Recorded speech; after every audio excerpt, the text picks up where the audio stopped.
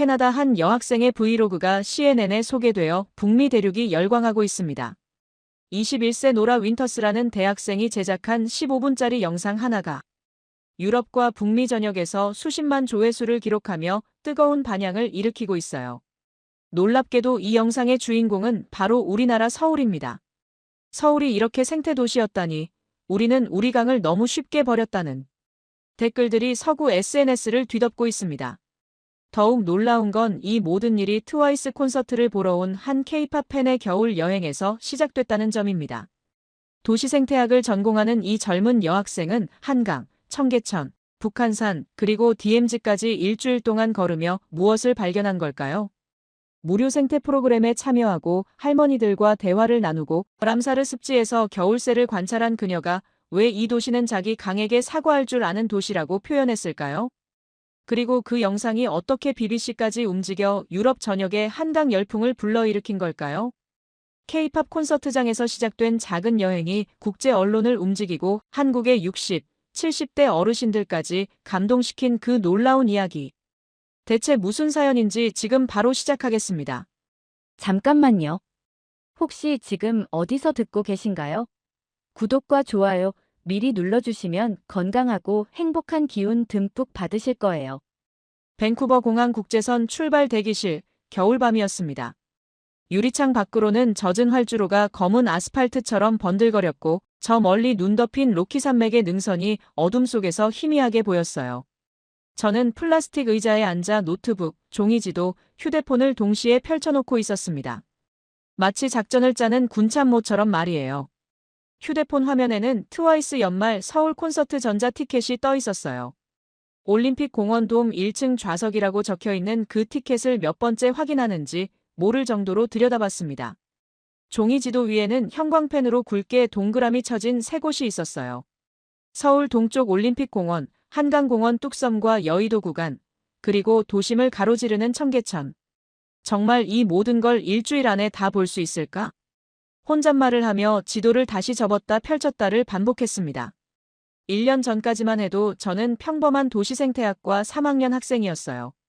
밴쿠버 근교에서 태어나고 자란 산과 바다가 너무 당연해서 특별함을 못 느끼던 21세 아이였죠. 모든 게 바뀐 건 룸메이트 제시카 때문이었습니다. 2024년 초 기숙사방에서 과제를 하고 있는데 제시카가 휴대폰을 들이밀며 소리쳤어요. 노라, 이거 봐봐. 진짜 미쳤어. 화면에는 트와이스가 밝은 조명 아래서 춤추는 영상이 나오고 있었습니다. 9명의 멤버들이 파스텔톤 의상을 입고 에너지 넘치는 퍼포먼스를 선보이고 있었어요. 그런데 제 시선을 사로잡은 건 가수들이 아니었습니다. 무대 뒤편과 뮤직비디오 중간중간에 스치는 서울의 풍경이었어요. 한강을 가로지르는 다리들의 야간 조명, 물길 옆으로 이어진 산책로, 도심 빌딩 사이사이로 보이는 작은 공원들.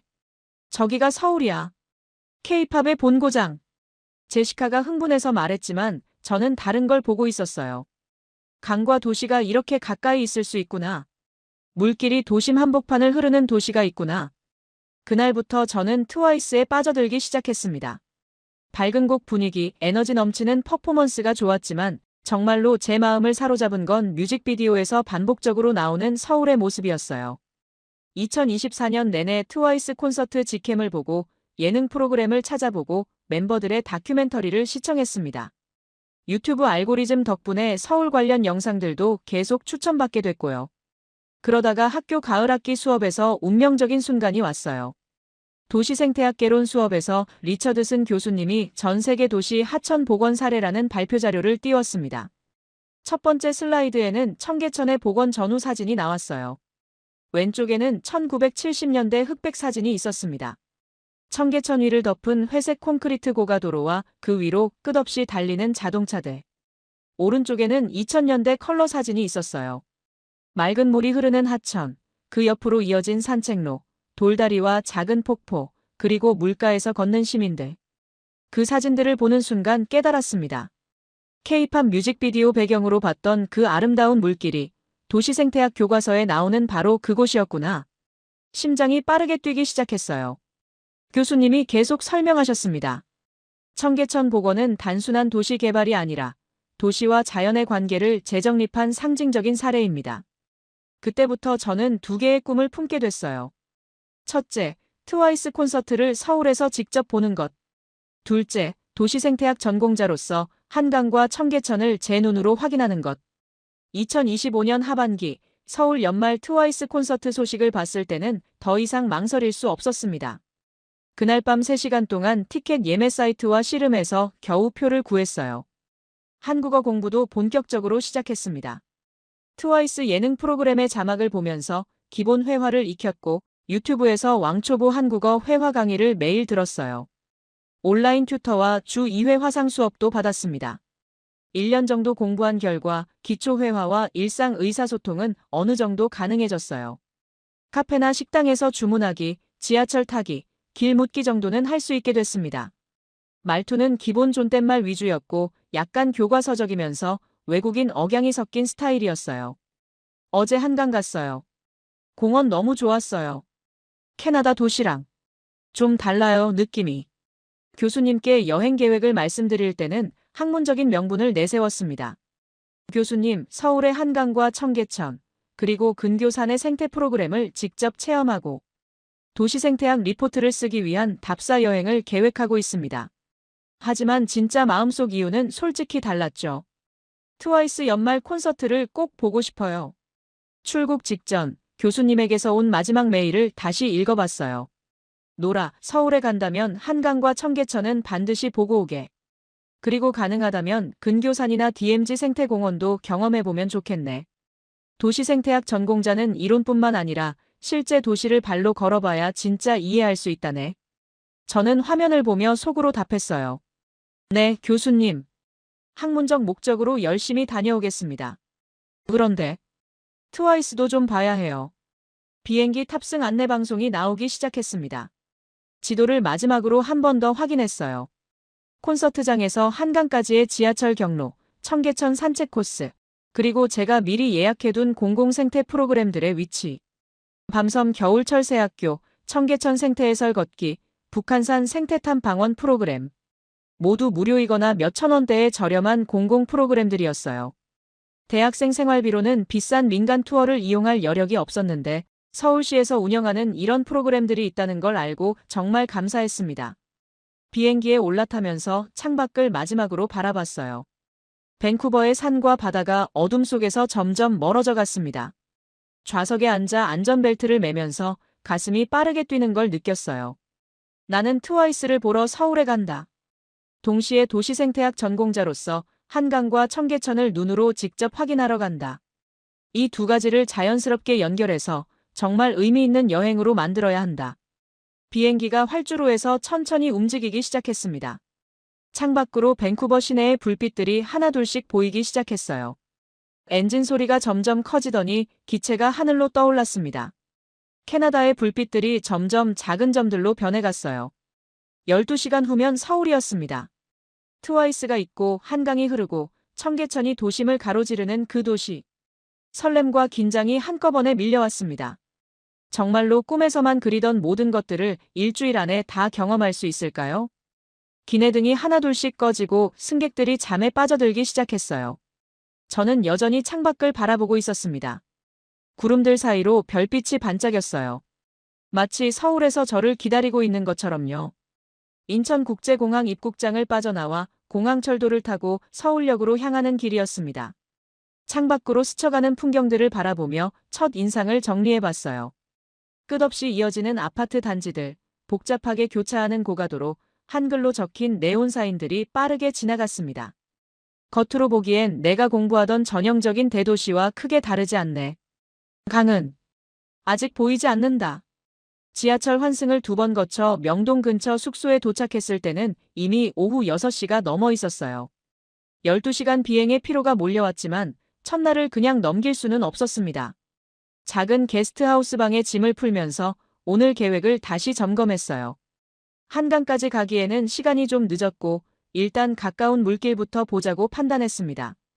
휴대폰 지도 앱을 열어서 현재 위치를 확인했어요. 파란 선으로 표시된 청계천이 숙소에서 도보 15분 거리에 있다는 걸 알았습니다. 앱에서 청계천을 터치하니 간단한 설명이 나왔어요. 도심을 가로지르는 복원 하천, 시민 산책로로 인기, 24시간 개방. 외투를 챙겨 입고 밖으로 나섰습니다. 12월 말 서울의 겨울 공기는 밴쿠버보다 훨씬 건조하고 차가웠어요. 명동 거리에는 아직도 쇼핑을 하는 사람들과 관광객들이 가득했어요. 각국 언어가 섞인 대화 소리, 길거리 음식 냄새, 상점에서 흘러나오는 케이팝 음악이 어우러져 있었습니다. 청계광장을 찾아가는 길에 주변을 둘러봤습니다. 20층, 30층 높이의 빌딩들이 줄지어 서 있었고 바쁘게 지나다니는 직장인들, 그리고 끊이지 않는 차량 소음까지. 전형적인 도심의 모습이었어요. 그런데 청계광장 입구 계단을 내려가는 순간 마법처럼 모든 게 달라졌습니다. 지상의 차 소리가 급격히 멀어지더니 물 흐르는 소리와 사람들의 조용한 발자국 소리, 그리고 따스한 조명이 귀와 눈을 부드럽게 감쌌어요. 와! 저도 모르게 탄성이 터져나왔습니다. 청계천 양쪽으로는 깔끔하게 정비된 산책로가 이어져 있었어요. 퇴근 시간이 지났지만 여전히 많은 사람들이 걷고 있었습니다. 정장 차림의 직장인들이 천천히 걸으면서 하루의 스트레스를 풀고 있었고, 손을 잡고 걷는 연인들이 물가 벤치에 앉아 대화를 나누고 있었어요. 할아버지 할머니들이 지팡이를 짚고 천천히 산책하시는 모습이 특히 인상적이었어요. 물가에는 작은 조명들이 일정한 간격으로 설치되어 있어서 그 불빛이 흐르는 물에 반사되어 금빛 물결처럼 춤추고 있었습니다. 그때 작은 팻말이 하나 눈에 들어왔어요. 청계천 야간 해설 프로그램, 매주 수요일. 토요일 저녁 7시 30분, 공공 무료 프로그램, 소요시간 1시간 30분. 무료 프로그램이라고? 관심이 생겨서 팻말 근처로 가봤습니다. 마침 30대 초반으로 보이는 여성이 작은 그룹을 모아놓고 설명을 준비하고 있었어요. 가이드가 반갑게 말을 걸어왔습니다. 안녕하세요. 혹시 청계천 해설 프로그램에 참여하실 건가요? 서울 역사와 청계천 복원 이야기를 간단히 소개해드려요. 서울시에서 운영하는 공공 프로그램이라 참가비는 없어요. 제가 서툰 한국어로 대답했어요. 저 도시생태학 공부하는 학생이에요. 청계천. 교과서에서 봤어요. 같이 듣고 싶어요. 아, 도시생태학 전공이시는군요. 그러시면 오늘 프로그램이 더욱 의미 있으실 것 같아요. 저는 이지윤이고 평일엔 도시환경연구소에서 일하고 주말에 이런 해설 활동을 하고 있어요. 이지윤 님이 먼저 예전 사진 몇 장을 꺼내서 보여줬습니다. 1960년대, 70년대의 흑백 사진들이었어요. 첫 번째 사진에는 청계천 주변의 판자촌과 지저분한 물길이 찍혀 있었습니다. 두 번째 사진에는 하천 위를 덮은 회색 콘크리트 구조물과 그 위로 달리는 수많은 자동차들의 모습이 보였어요. 지금 우리가 서 있는 자리와는 완전히 다른 풍경이었습니다. 이 아래에 있던 자연 하천을 1960년대에 덮고 그 위에 고가도로를 놓았던 시절이 있었습니다. 당시에는 경제개발과 교통 편의를 위한 불가피한 선택이라고 여겨졌죠. 이지윤님의 목소리는 차분하면서도 설득력이 있었어요. 하지만 시간이 지나면서 발전의 상징이었던 도로가 도시 스트레스의 상징이 되었습니다. 교통체증, 대기오염, 그리고 무엇보다 시민들이 물과 자연으로부터 완전히 차단된 삶을 살게 된 거죠. 제 발밑으로 잔잔히 흐르는 물소리가 들렸습니다. 그래서 2000년대 들어 차를 위한 공간을 사람을 위한 공간으로 되돌려주자는 흐름이 생겨났고, 그것이 청계천 복원 사업으로 이어진 겁니다. 그때 그룹 옆쪽에서 조용히 듣고 있던 할머니 한 분이 작은 목소리로 중얼거리시는 게 들렸어요. 예전엔 여기 냄새가 얼마나 심했는데. 누가 물 구경을 나와? 저는 호기심이 생겨서 조심스럽게 한국어로 물어봤습니다. 할머니, 정말 많이 더러웠어요? 할머니가 저를 보시더니 답하셨어요. 어머, 외국 사람이네.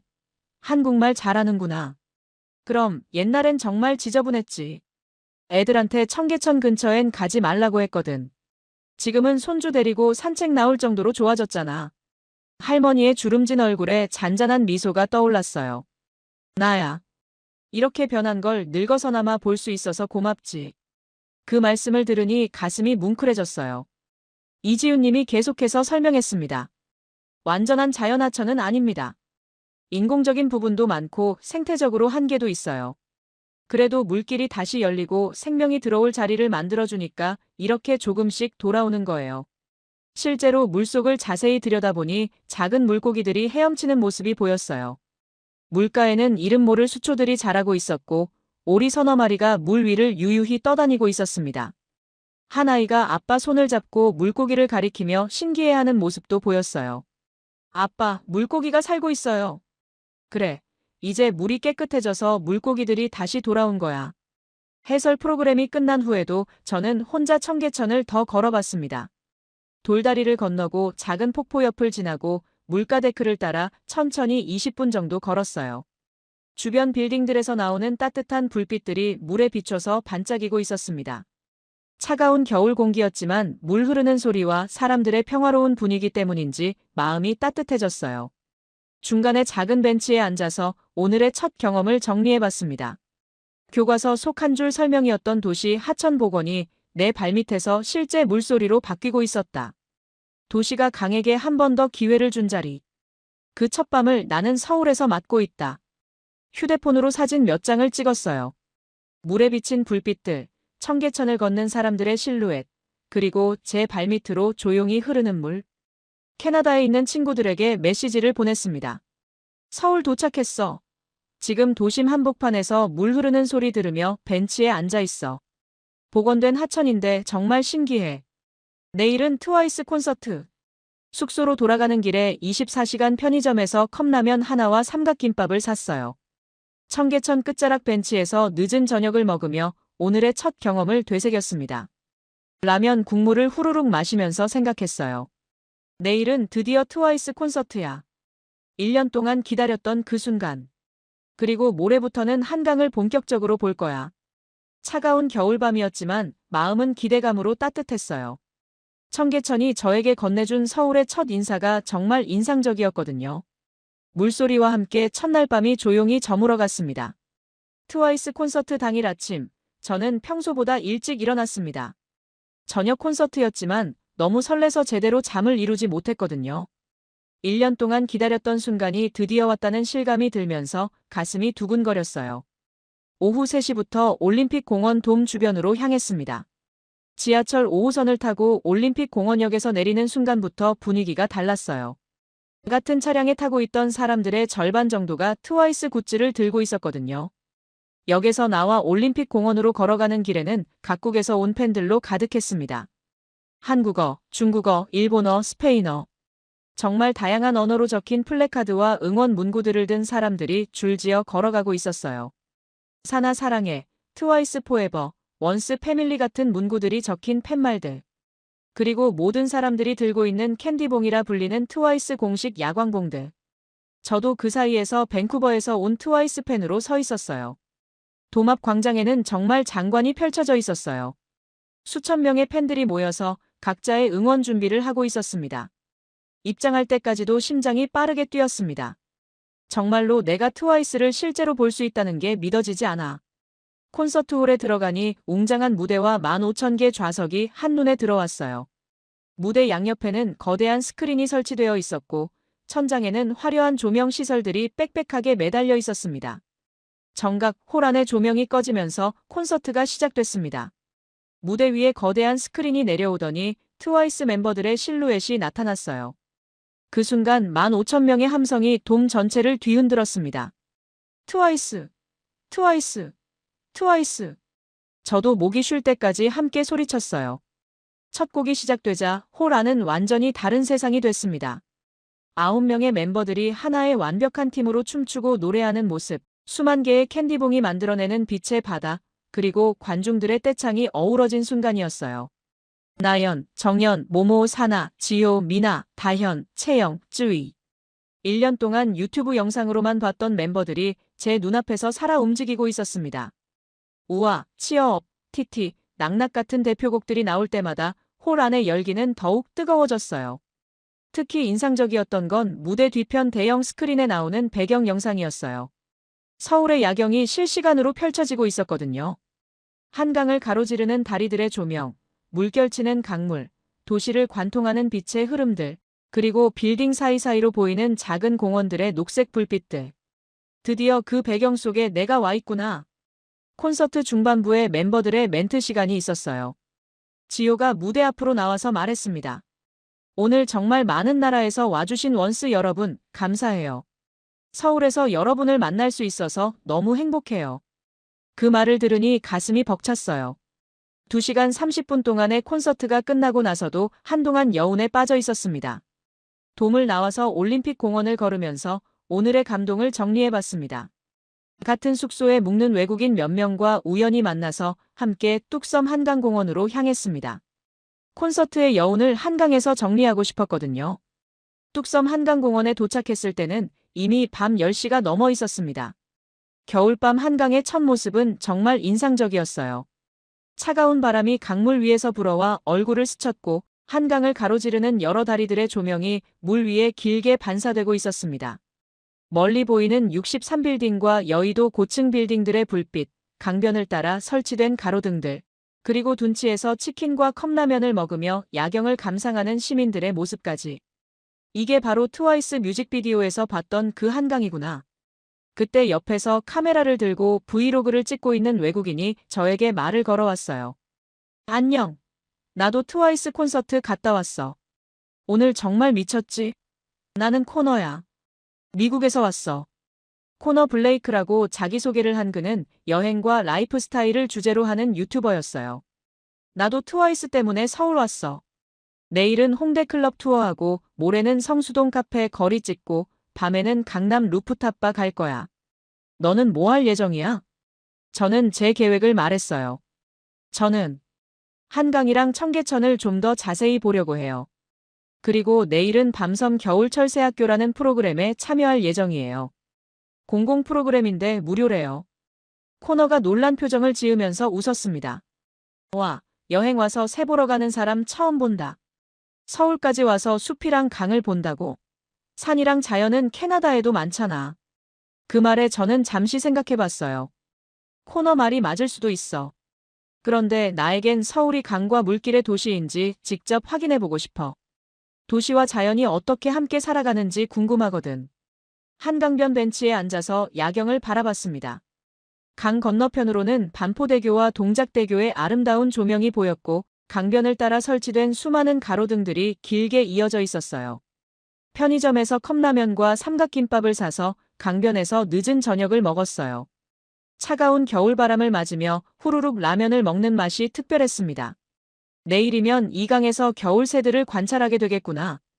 휴대폰으로 한강 야경 사진을 여러 장 찍었어요. 캐나다 친구들에게 메시지를 보냈어요. 트와이스 콘서트 정말 인생 최고였어. 지금 한강에서 라면 먹으면서 야경 보고 있어. 내일부터는 이 강의 생태계를 본격적으로 공부할 거야. 강변을 따라 천천히 30분 정도 더 걸어봤습니다. 정말 잘 조성된 산책로였어요. 자전거 전용 도로, 조깅 코스, 중간중간 설치된 벤치와 운동기구까지 체계적으로 배치되어 있었습니다. 한 할아버지가 초등학교 저학년 손주와 함께 벤치에 앉아 강을 바라보고 계셨어요. 그때 깨달았어요. 트와이스는 단순히 K-팝 그룹이 아니라 이 도시에 사는 사람들의 일상과 꿈이 만들어낸 이야기였다는 걸요. 숙소로 돌아가면서 오늘 하루를 정리해봤습니다. 1년 동안 기다렸던 트와이스 콘서트에서 받은 감동, 한강에서 느낀 첫인상, 그리고 내일부터 시작될 본격적인 생태 탐험에 대한 기대감. 모든 것이 하나의 큰 그림으로 연결되고 있다는 느낌이었어요. 잠들기 전에 내일 일정을 다시 확인했습니다. 밤섬 겨울철새학교, 오후 2시 시작, 1시간 30분 소요, 무료 프로그램. 드디어 도시 한복판에서 람사르 습지를 경험해 볼 수 있게 된 거였어요. 창밖으로 한강이 여전히 어둠 속에서 조용히 흘러가고 있었습니다. 다음 날 오후, 밤섬 겨울철새학교에 참여하기 위해 지하철 5호선을 타고 여의도역으로 향했습니다. 지하철에서 내려 한강공원으로 걸어가면서 프로그램 안내문을 다시 읽어봤어요. 운영기간 12월부터 2월까지 매주 일요일 소요시간 1시간 30분에서 2시간, 운영주체 서울시 한강사업본부, 참가비 무료, 제공장비 망원경, 쌍안경, 조류 도감. 정말로 세계적인 보호종들을 도심에서 게다가 완전 무료로 관찰할 수 있다는 거야? 아직도 믿어지지 않았습니다. 여의도 한강공원 서쪽 끝으로 걸어가니 저 멀리 작고 소박한 컨테이너 형태의 건물이 보였어요. 밤섬 철새조망대라는 간판이 붙어 있었습니다. 생각보다 작고 검소한 건물이었지만 유리창 너머로 밤섬과 한강이 한눈에 들어오는 위치에 자리 잡고 있었어요. 조망대 앞에는 벌써 10명 정도의 시민들이 모여 있었습니다. 초등학생 자녀와 함께 온 젊은 부부, 중년 부부, 카메라를 목에 건 사진 애호가들, 그리고 저처럼 혼자 온 사람들까지 다양했어요. 정각 해설사가 나와서 참가자들을 맞이했습니다.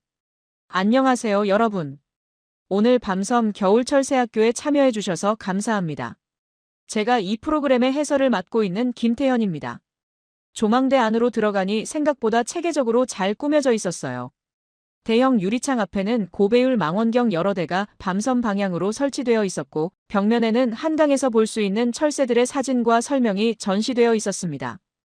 김태현 해설사가 첫 번째 설명을 시작했어요.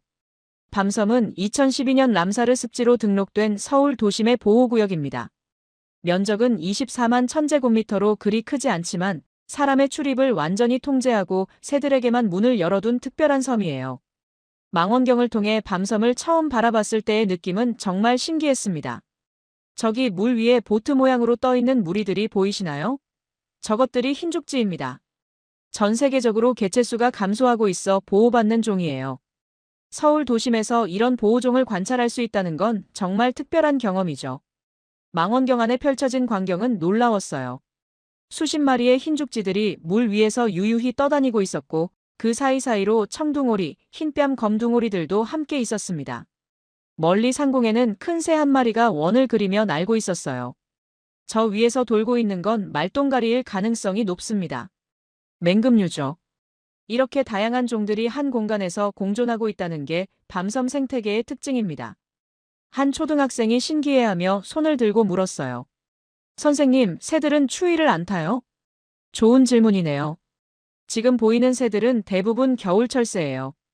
추운 시베리아나 중국 북부에서 겨울을 나기 위해 따뜻한 우리나라로 온 거죠. 이 새들에게 서울은 겨울 별장 같은 곳이에요. 그때 옆에서 쌍안경을 들고 있는 할머니 한 분의 목소리가 들렸어요. 참 신기하네. 예전엔 여기 냄새가 얼마나 심했는데 누가 새 구경을 나와. 어제 청계천에서 만났던 박영자 할머니였습니다. 어머, 어제 그 외국 아가씨네. 또 만났구나. 안녕하세요, 할머니. 할머니도 이런 프로그램 참여하세요? 영자 할머니가 웃으시며 답하셨어요. 응, 병원에서 많이 걸으라고 해서 이것저것 찾아다니다 보니까 이런 것도 있더라고. 공짜로 해주니까 가끔 나와. 나이 들어서 새로운 걸 배우는 것도 재미있고. 해설사가 계속해서 밤섬의 역사에 대해 설명했습니다. 1960년대까지만 해도 밤섬에는 주민들이 살고 있었어요. 그런데 여의도 개발과 함께 이주가 이루어졌고, 그 후 자연적으로 식생이 복원되면서 새들의 서식지가 된 겁니다. 어찌 보면 인위적인 개발이 역설적으로 야생동물 보호구역을 만들어낸 셈이죠. 영자 할머니가 조용히 말씀하셨어요. 내가 젊었을 때는 한강에서 빨래도 하고 그랬는데 언젠가부터 물이 더러워져서 아무도 가까이 안 갔지. 지금은 이렇게 새들까지 다시 와서 사는 걸 보니까 참 이상해. 세상이 좋아진 건지 나빠진 건지. 그 말씀을 들으며 가슴이 뭉클해졌어요. 한 사람의 인생 속에서 일어난 한강의 변천사가 고스란히 담겨 있었거든요. 망원경을 다시 들여다봤습니다. 이번에는 물가 가까이에서 먹이를 찾는 새들의 모습이 보였어요. 저기 물가에서 고개를 물속에 푹 집어넣는 새들이 보이시나요? 저것들은 잠수를 해서 수초나 작은 물고기를 잡아먹는 종들입니다. 물이 깨끗해야 저런 행동을 볼 수 있어요. 해설사가 프로그램을 정리하며 마지막 설명을 했습니다. 이 조망대는 매년 동절기인 12월부터 2월까지만 운영합니다. 철새들의 번식과 휴식을 방해하지 않기 위해서예요. 그리고 참가비는 받지 않습니다. 이건 서울시가 시민들께 한강을 다시 보여드리기 위한 공공 프로그램이거든요. 그 말을 들으며 노트에 중요한 포인트를 메모했어요. 도시생태 프로그램이 돈 있는 사람들만을 위한 고급 투어가 아니라 시민 누구나 예약만 하면 참여할 수 있는 공공교육이 될 수 있다는 점. 프로그램이 끝나고 영자 할머니와 함께 한강공원을 걸었어요. 젊은 애가 이런 걸 보러 오다니 정말 기특하다. 외국에서 왔다고? 캐나다? 거긴 자연이 얼마나 좋을 텐데 굳이 여기까지 와서 새를 봐. 저는 도시생태학을 공부해요. 도시와 자연이 어떻게 함께 살아가는지 그런 게 궁금해서요. 특히 서울 같은 대도시에서 이런 프로그램이 가능하다는 게 정말 신기해요. 할머니가 벤치에 앉으시며 계속 말씀하셨어요. 그래도 이제 늙어서나마 이런 걸 볼 수 있어서 다행이야. 손주들한테도 보여주고 싶어. 할머니가 살 때는 여기가 이렇게 좋지 않았는데 지금은 새들까지 와서 산다고 말이야. 오후 해가 기울어가며 밤섬 위로 석양이 지고 있었어요. 새들의 실루엣이 노을 속에서 더욱 아름답게 보였습니다. 정말로 도시 한복판에서 이런 풍경을 볼 수 있다니. 휴대폰으로 밤섬 사진을 여러 장 찍어 캐나다 친구들에게 보냈어요. 서울 도심에서 람사르 습지 새 관찰 프로그램 다녀왔어. 완전 무료 프로그램인데. 전문가 해설도 듣고 망원경도 빌려줘. 흰죽지라는 세계 보호종도 받고. 한국의 공공서비스 수준이 정말 놀라워.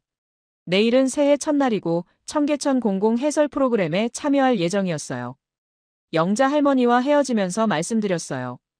할머니, 내일도 청계천에서 만나면 좋겠어요. 그래, 내일도 나올 거야. 새해 첫날인데 집에만 있을 수는 없잖아. 강변 벤치에 혼자 앉아 밤섬을 마지막으로 바라봤습니다. 새들이 여전히 평화롭게 물 위에 떠 있었고 저 멀리서는 도시의 소음이 작게 들려왔어요. 하지만 이곳만큼은 완전히 다른 시간이 흐르고 있는 것 같았습니다. 이렇게 첫 번째 공공 생태 프로그램이 끝났어요. 새해 첫날 청계천 공공 해설 프로그램에 참여했습니다. 연말연시 특별 프로그램으로 새해 첫날 오전에 청계천 복원 20년 시민과 함께 걸어온 길이라는 주제로 진행됐어요. 광화문에서 동대문까지 이어지는 구간 중 일부를 걷는 2시간 프로그램이었습니다.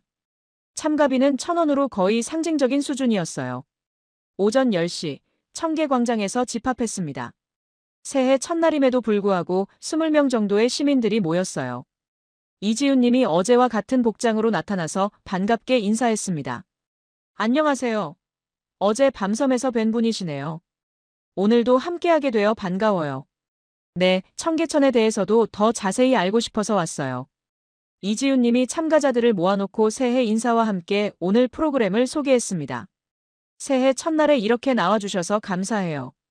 오늘은 청계천이 어떻게 고가도로에서 시민의 물길로 돌아왔는지, 그리고 지금 어떤 생명들과 어떤 사람들이 이곳에서 새해를 맞이하고 있는지 함께 보겠습니다. 첫 번째로 보여준 자료는 1970년대 청계천의 모습이 담긴 대형 사진이었어요. 사진 속에는 청계천 위를 완전히 덮은 회색 콘크리트 고가도로와 그 위로 끝없이 달리는 자동차들의 모습이 찍혀 있었습니다. 지금 우리가 서 있는 자리가 맞나 싶을 정도로 완전히 다른 풍경이었어요. 당시 이 도로는 근대화의 상징이라고 불렸습니다.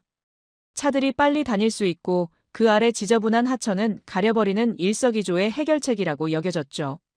지금 우리 눈앞에는 맑은 물이 흐르고 돌다리가 놓여 있고 물가에 수초들이 자라고 있었거든요.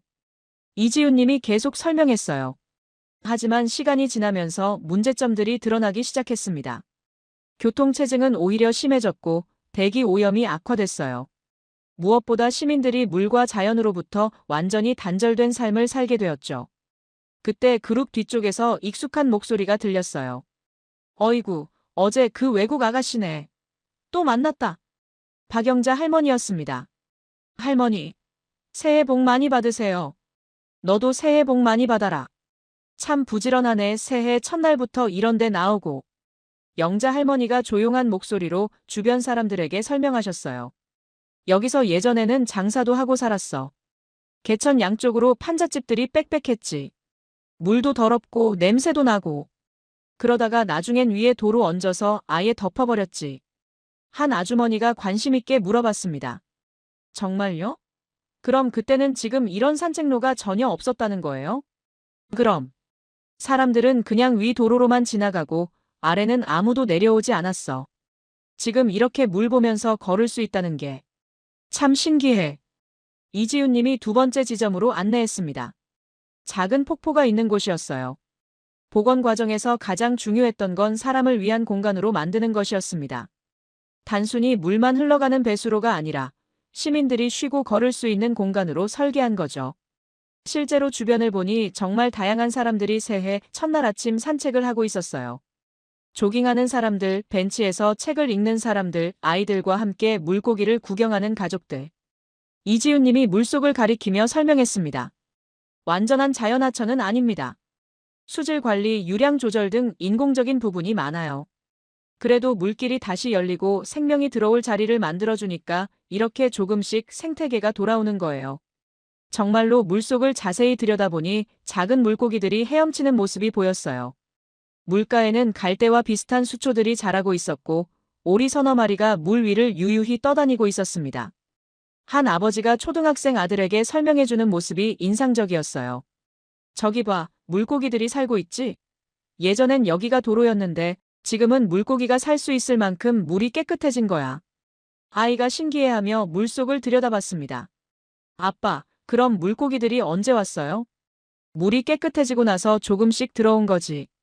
자연이 스스로 돌아오는 거야.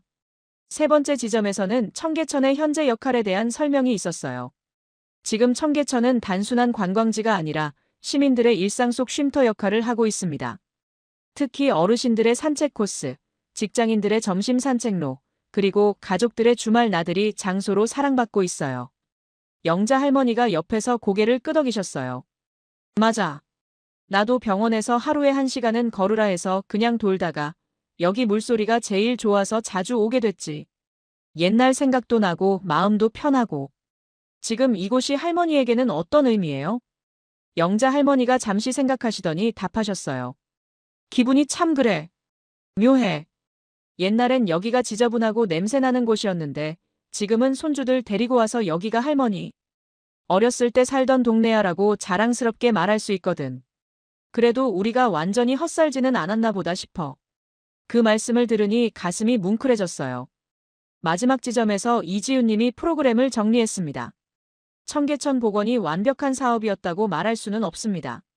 논란도 많았고 아직 해결해야 할 과제들도 남아있어요. 하지만 적어도 도시가 강에게 다시 한번 기회를 준 자리라는 점에서는 의미가 크다고 생각합니다.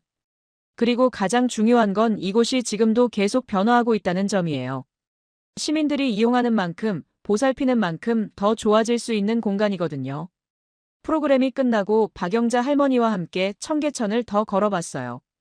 젊은 애가 이런 걸 보러 다니니까 정말 고맙다. 우리 같은 늙은이들이 겪어온 일들을 누가 기억해주겠어. 너 같은 아이가 관심 갖고 공부해주니까 기특해. 할머니께서 보신 변화를 직접 들을 수 있어서 저도 정말 감사해요. 책에서는 배울 수 없는 살아있는 이야기거든요. 청계천 옆 벤치에 앉아서 오늘의 경험을 정리해봤습니다. 이건 우리가 꿈꾸는 완벽한 자연은 아니었다. 대신 도시와 자연이 서로 양보하고 타협해서 만든 일종의 공존 공간이었다. 오후에는 혼자 청계천을 처음부터 끝까지 걸어보기로 했어요. 각 구간마다 다른 매력이 있었지만 공통점은 물과 함께하는 시민들의 모습이었어요. 새해 첫날이라 그런지 가족 단위 방문객들이 많았습니다. 내일은 북한산 생태탐방원 프로그램에 참여할 예정이었어요. 북한산 생태탐방원 프로그램 신청 과정부터 흥미로웠습니다. 홈페이지를 보니 반일형 생태탐방 3시간, 성인 4,900원, 청소년 3,600원이라고 되어 있었어요. 숙박형 프로그램도 있었는데 생활관 일실이 6만 원대였습니다. 3시간 동안 국립공원급 산을 안내받는데 4,900원이라니. 생태학 전공자로서 이건 안 갈 이유가 없었다. 지하철과 버스를 갈아타고 북한산 입구에 도착했어요. 생각보다 서울 도심에서 가깝더라고요. 지하철역에서 버스로 30분 정도만 가니까 완전히 다른 세상이 펼쳐졌습니다. 김혜원 해설사가 참가자들을 맞이했어요. 42세 정도로 보이는 분이었는데 생물학과 생태학에 대한 깊은 지식이 느껴졌습니다.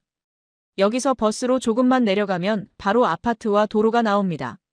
서울은 천만 도시이면서도 이런 산을 지하철 몇 정거장 거리에서 만날 수 있는 곳이죠. 겨울 숲길을 걸어가면서 주변을 살펴봤어요. 얼어붙지 않은 계곡, 부스럭거리는 낙엽, 그리고 겨울에도 푸르른 소나무들. 저는 캐나다 국립공원과 비교하며 질문했습니다. 도시와 국립공원. 이렇게 가깝게 있는 건 장점도 위험도 같이 있겠네요? 회원님이 답했어요. 맞아요. 그래서 이런 생태탐방원이 중요합니다.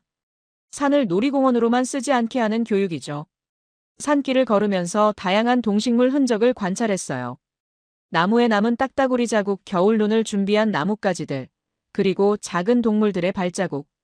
회원님이 한 지점에서 멈춰서서 설명했습니다. 여기서 시내 쪽을 바라보세요. 아파트와 빌딩들이 보이죠? 저기서 여기까지가 대중교통으로 1시간 거리입니다. 정말 신기했어요. 산 중턱에서 내려다보니 서울 시내가 한눈에 들어왔거든요. 고층 빌딩들과 한강, 그리고 우리가 서 있는 산이 하나의 그림을 이루고 있었습니다. 도시와 자연이 이렇게 가깝게 공존할 수 있다니. 프로그램 중간에 휴식 시간이 있었어요. 회원님과 개별적으로 이야기를 나눌 수 있었습니다. 한국의 도시 근교 산과 캐나다 국립공원의 차이점이 있다면요. 가장 큰 차이는 접근성이에요. 캐나다는 자연이 웅장하지만 멀리 가야 하죠. 한국은 작지만 가깝게 있어요. 그래서 일상 속에서 자연을 만날 수 있는 거예요. 그날 저녁 숙소로 돌아와서 코너를 만났어요. 코너는 남산과 도심 하이킹 민간 투어에 참여했다고 했습니다. 6시간에 1인당 12만 원이었는데 뷰 맛집이랑 인스타 핫플레이스가 끝내줬어. 구독자들이 미칠 거야. 저는 제 하루를 얘기했어요. 나는 산에서 도시 생태 설명 들었어. 3시간에 4,900원. 시니어, 아이들 다 같이. 코너가 웃으면서 말했습니다. 넌 진짜 공부하러 여행 다니는구나. 나는 내일 홍대 클럽 투어 갈 건데 같이 갈래? 고마워. 하지만 나는 내일 다른 계획이 있어. 그날 밤 인터넷으로 다음 일정을 찾아봤어요. DMZ 평화생태공원강 하구 투어, 서울 출발 6시간 내외, 1인 5만 원에서 7만 원. 고민했습니다. 여기까지 왔는데 도시 끝과 경계도 한 번은 봐야 하지 않을까? 결국 DMZ 투어를 예약했어요.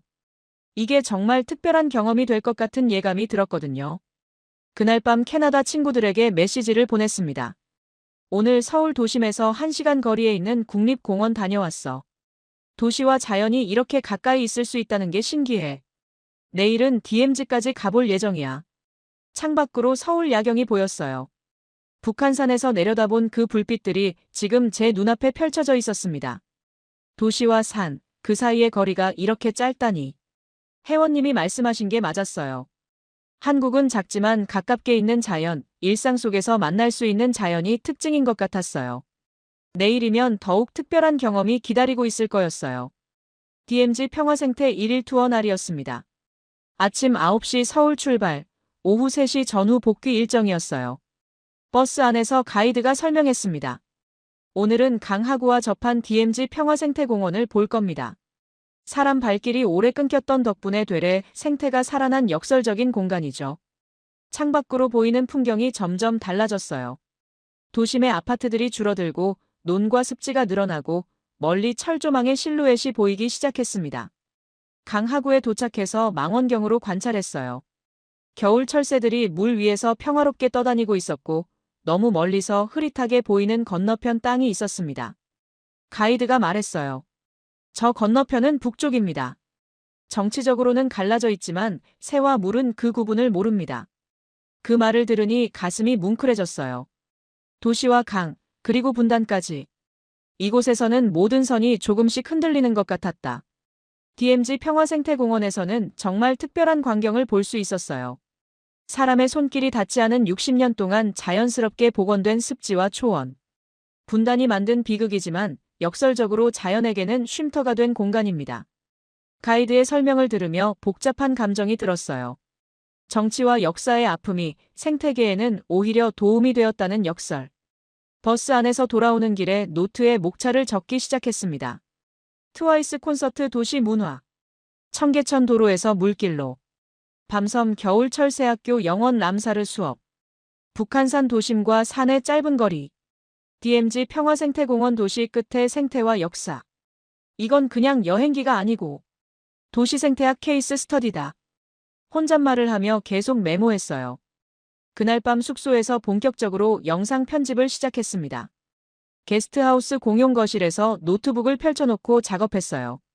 트와이스 콘서트 앞 환한 얼굴들, 한강 둔치에서 컵라면 먹는 사람들, 청계천 물가에서 걷는 노인과 아이들, 밤섬 흰죽지 무리, 북한산 숲길, DMZ 강하구의 철책과 새들. 영상에 나레이션을 넣었어요. 이건 서울의 또 다른 지도입니다. 공연장, 쇼핑몰, 네온사인 대신 강과 하천, 산과 국경을 표시한 지도죠. 유튜브에 영상을 업로드했습니다. 제목은 트와이스에서 DMZ까지 서울의 강과 경계를 따라 걷다로 정했어요. 한국어와 자막을 모두 넣었습니다. 동시에 캐나다 대학 커뮤니티와 도시생태 포럼에 긴 글 형태의 탐방기를 올렸어요. 처음에는 친구들, 교수님, 소수 구독자들 반응 정도였습니다. 노라, 이거 진짜 흥미롭다. 서울이 이런 도시인 줄 몰랐어. DMZ가 생태 공간이기도 하다는 걸 처음 알았어. 며칠이 지나고 놀라운 일이 일어났어요.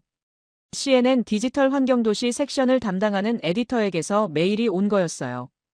당신의 서울 DMZ 생태 브이로그를 봤습니다. 도시와 자연, 분단을 함께 다룬 시선이 인상 깊습니다. CNN 디지털 페이지의 도시와 강 특별 섹션에서 당신의 영상 일부와 글을 소개하고 싶습니다. 메일을 몇 번이나 다시 읽었어요. 진짜. CNN. 믿어지지 않았습니다. 트와이스를 보러 온 여행이 이렇게 큰 일로 번질 줄은 정말 몰랐어요. 하지만 동시에 뿌듯했습니다. 제가 본 서울의 진짜 모습을 세상에 알릴 수 있게 된 거였으니까요. 그날 밤 박영자 할머니 생각이 났어요. 우리 세대가 한 일이 아주 헛된 건 아닌가 보다라고 하셨던 그 말씀이요. 이제 그 이야기가 지구 반대편까지 전해질 수 있게 됐습니다. CNN 메일에 답장을 보내면서 생각했어요. 내가 여기서 만난 사람들의 이야기도 함께 전할 수 있으면 좋겠다. 이지훈님의 전문적인 해설, 영자 할머니의 살아있는 증언, 혜원님의 도시와 자연에 대한 철학.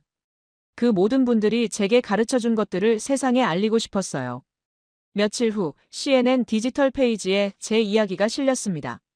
도시와 강 물가에서 다시 만나는 도시생활이라는 코너에 K-팝에서 DMZ까지 서울 생태도시를 걷는 캐나다 여대생의 기록이라는 제목으로 소개됐어요. 영상을 설명하는 문구에는 이렇게 적혀 있었습니다. 트와이스 콘서트로 시작해 한강, 청계천, 북한산, DMZ까지 걸어간 한 도시생태학 전공자의 시선. 북미 SNS에서 공유되기 시작했어요. 댓글들이 폭발적으로 달리기 시작했습니다. 서울이 이렇게 초록과 파란색이 많은 도시인 줄 몰랐다. 우리는 우리 도시 하천을 너무 쉽게 버린 건 아닐까? DMZ가 이런 생태 공간이기도 하다는 사실을 처음 알았다. 밴쿠버 지역 생태 포럼과 도시계획 커뮤니티에서도 서울 사례를 참고하자는 토론이 올라왔어요. 캐나다로 돌아와서 가장 먼저 만난 건 리처드슨 교수님이었습니다. 수업 시간에 교수님이 CNN 페이지를 띄우고 말씀하셨어요. 우리 학과 학생이 만든 영상이 지금 CNN에 실렸습니다. 도시를 걸어본 사람만 할 수 있는 이야기죠. 친구들의 반응도 뜨거웠어요. 노라, 서울이 이렇게 생태 쪽으로 앞서 있는 도시인 줄 몰랐어. 나는 언제나 런던, 파리만 생각했는데. 이제는 서울도 리스트에 넣어야겠다. 한국에서도 소식이 들려왔어요. 어느 날 한국인 친구가 메시지를 보내줬습니다. 노라가 만든 영상 때문에 한국 할머니들이 좋아하신다더라. 손주들이 보여드리면서 외국 언니가 우리 동네 자랑해줬다고 하신대. 박영자 할머니도 생각이 났어요. 손주가 스마트폰을 들고 할머니 맨날 걷는 청계천, 한강 얘기를 캐나다. 언니가 CNN에 올렸다고 말씀드렸을 때의 모습이 상상됐어요. 참 별일이네. 우리가 맨날 걷는 강이 저 먼 나라 사람들한테 얘깃거리가 다 되고. 그러면서도 조용히 한마디 추가하셨을 것 같아요. 그래도 우리 세대가 완전 헛산 건 아닌가 보다. 지금 저는 다시 밴쿠버에 있습니다. 강가 산책로를 걸으면서 머릿속에는 서울의 한강, 청계천, 북한산, DMZ가 겹쳐 있어요. 나는 트와이스를 보러 서울에 갔다. 콘서트와 야경을 보러 갔다. 그런데 돌아올 때 내 마음에 남은 건 물소리와 발자국 소리, 겨울 새들의 날갯짓과 손주 손을 잡고 걷던 할머니들의 뒷모습이었다. 한강과 청계천, 북한산과 DMZ. 이 도시의 강과 숲과 경계는 완벽하게 깨끗하지도 완전히 자연스럽지도 않았어요. 대신 한번 망가졌던 것을 다시 어떻게든 붙들어 보려는 사람들의 흔적으로 가득 차 있었습니다. 제 브이로그와 글은 우연히 CNN에 실렸고 북미의 몇몇 도시를 잠깐 흔들어 놓았어요. 그러나 진짜로 바뀐 건 아마도 제 안의 도시 지도일 거예요. 이제 도시를 생각할 때 저는 먼저 그 도시의 강과 하천, 어르신들이 걷는 산책로를 떠올립니다. 그리고 묻게 됩니다. 이 도시는 자기 강에게 사과할 줄 아는 도시인가? 밴쿠버 강가 산책로를 걸으면서 서울에서의 경험을 되새겨봤어요. 박영자 할머니의 따뜻한 말씀들, 이지훈님의 꼼꼼한 설명들, 김혜원님의 전문적인 안내. 그 모든 분들 덕분에 저는 서울이라는 도시를 제대로 이해할 수 있었어요. 서울의 겨울강은 잠시 북미를 흔들고 한 사람의 인생을 바꾸고 나서도 묵묵히 흐르고 있었다. 언젠가 다시 서울에 가서 여름의 한강, 가을의 청계천도 보고 싶어요. 그리고 그 계절들의 이야기도 세상에 들려주고 싶습니다. 트와이스에서 시작된 여행이 이런 결말을 맞을 줄은 정말 몰랐어요. 하지만 후회하지 않습니다. 제가 본 서울의 진실을 세상에 알릴 수 있었으니까요. 강은 계속 흘러갑니다. 멈추지 않고 조용히, 꾸준히. 그 이야기는 여전히 계속되고 있어요.